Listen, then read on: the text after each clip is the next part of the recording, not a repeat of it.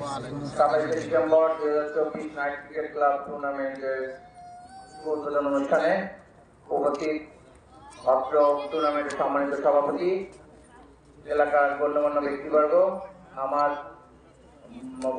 বন্ধুপ্রিয় মানুষ, তারপর আমাদের মুরব্বী, সবাইকে সালাম। নাইট টুর্নামেন্ট ক্রিকেট আসলে খুব মজার একটা খেলা শীতকালে বরাবরই। তো আমি আসলে আন্তরিকভাবে গর্বিত যে আপনারা আমাকে আমন্ত্রিত অতিথি হওয়ার সুযোগ প্রদান করেছেন। তো খেলার মধ্যে আসলে কিছু বিষয় আছে যেগুলো আমি একটু বলে দিই। দুই গ্রুপ, ইয়াং গ্রুপ দুটাই একটু মাথা গরম করা যাবে না। খেলার সময় আম্পায়ার যে সিদ্ধান্ত দিবে এটাই চূড়ান্ত সিদ্ধান্ত হিসেবে মেনে নিতে হবে। দুই গ্রুপ, ডোমারের পাখির একটা সুনাম আছে, ডোমার পাখি কোথাও মারামারি করে না, মাইর খায়ও না। তো এই ডোমারের যেন সুনামটা অক্ষুণ্ণ থাকে, আমরা যেন বাইরে গড়গড়ের মধ্যে বলতে পারি যে ডোমারের লোকজন অবশ্যই ভালো। বাইরে থেকে যদি কেউ কোনো ধরনের শৃঙ্খলা করে সেটার জন্য আইন শৃঙ্খলা বাহিনী আছে, তারা ব্যবস্থা নেবে। সর্বোপরি যারা এই টুর্নামেন্টে আয়োজন করেছেন তাদেরকে অসংখ্য ধন্যবাদ।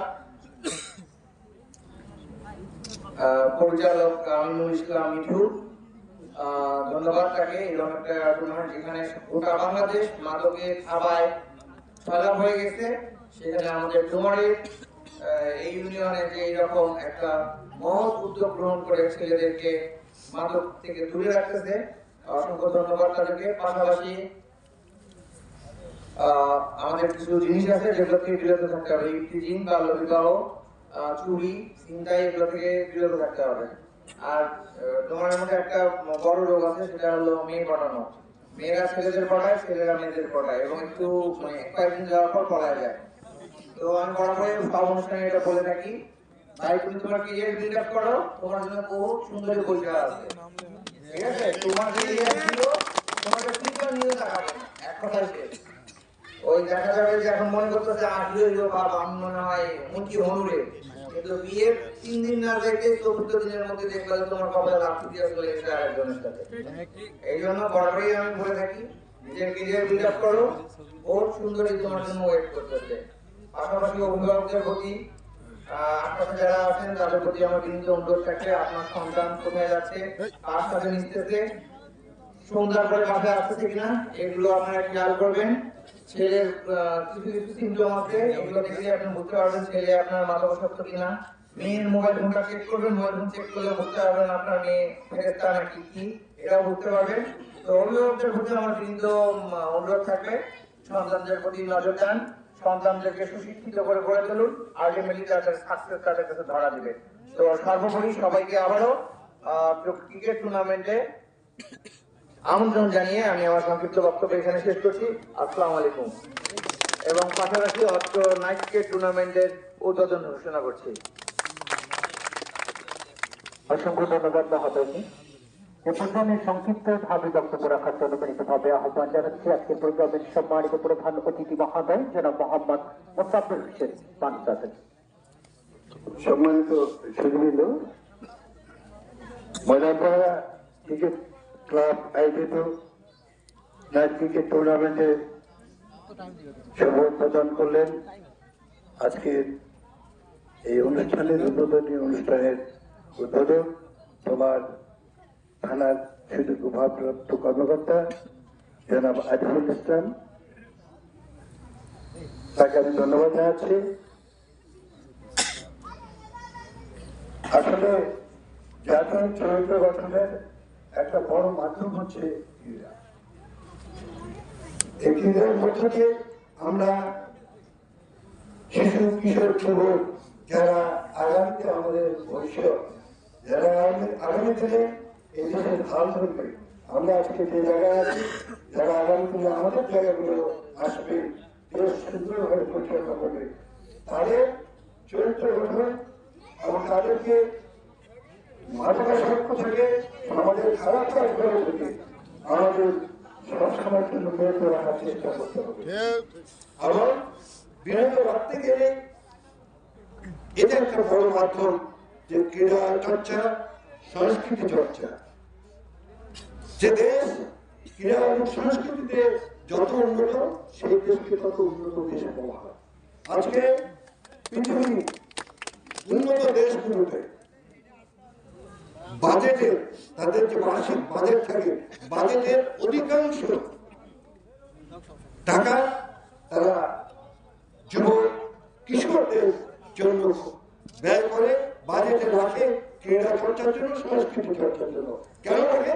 তারা দৃঢ়ভাবে বিশ্বাস করে আজকের এই শিশুটি আমার ভবিষ্যৎ, আমাদের এই দেশের একজন কর্ণধার হবে। তাকে যদি আমরা সুন্দরভাবে গড়ে তুলতে না পারি, তাকে যদি আমরা একজন ভালো মানুষ হিসেবে গড়ে তুলতে না পারি, তাহলে আমাদের ভবিষ্যতে এই দেশের কর্ণধার যারা হবে তারা তো দেশকে উচ্ছন্নে নিয়ে যাবে, তারা তো দেশকে সামনের দিকে এগিয়ে নিয়ে যেতে পারবে না। তারা এটা দৃঢ়ভাবে বিশ্বাস করে যে আজকে শিশুটি একে আমরা ভালো করে তৈরি করতে হবে, যার জন্য তার বাজেটের একটা বড় অংশ কিশোর যুবকদের খেলাধুলা সংস্কৃতি চর্চা পিছনে খরচ করে। আমাদের গরিবদের আমরা অতটা পারি না, তারপরেও কিন্তু খেলাধুলা সংস্কৃতি চর্চা আমাদের দেশ বেশ কয়েক বছর ধরে তুলে নিয়েছে। ইনশাআল্লাহ আগামী দিনে আরও নিয়ে যাবে। আমি একটা বিষয় উল্লেখ করবো, যারা মাদক এর ব্যবসা করে এই অঞ্চলে এই এলাকা তো কয়েকজন আছে।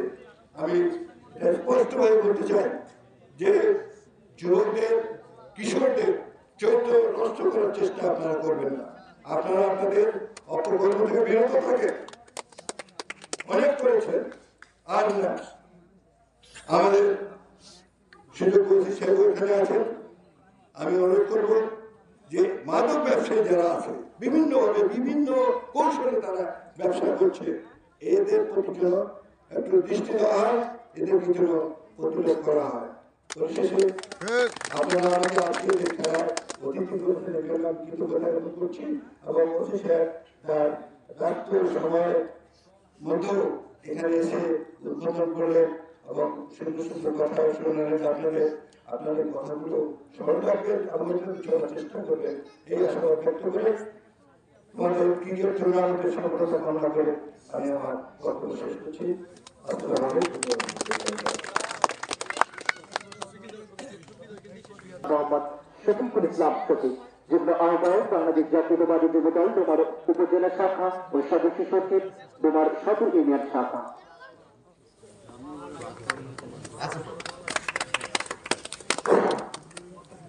ময়দান করা নাইট ক্রিকেট টুর্নামেন্টের আজকের এই উদ্বোধন ম্যাচের সম্মানিত প্রধান অতিথি, আমার শ্রদ্ধাভাজন ব্যক্তিত্ব ডোমার ইউপির সাবেক সফল চেয়ারম্যান মোসাফের হোসেন মানু উপস্থিত রয়েছেন আজকের এই নাইট টুর্নামেন্টের উদ্বোধক হিসাবে।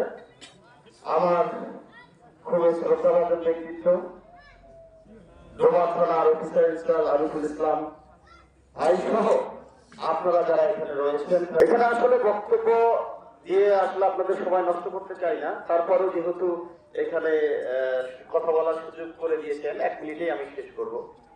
সেটা হচ্ছে আপনারা যারা এই নাইট টুর্নামেন্ট অ্যারেঞ্জ করেছেন, বিশেষ করে মিঠুকে ধন্যবাদ জানাই, যেখানে গোটা বাংলাদেশের মাদকের ছড়াছড়ি, যেখানে সন্ধ্যার পর মোবাইল ফোন ফেসবুক নিয়ে সকলে যেভাবে পড়ে আছে, সেই জায়গায় আমরা যারা খেলার সুযোগ করে দিয়েছি বা খেলোয়াড়দের এখানে অনুপ্রেরণা উৎসাহ দিতে পেরেছি, এই জন্য মিঠুদের অসংখ্য ধন্যবাদ জানাই।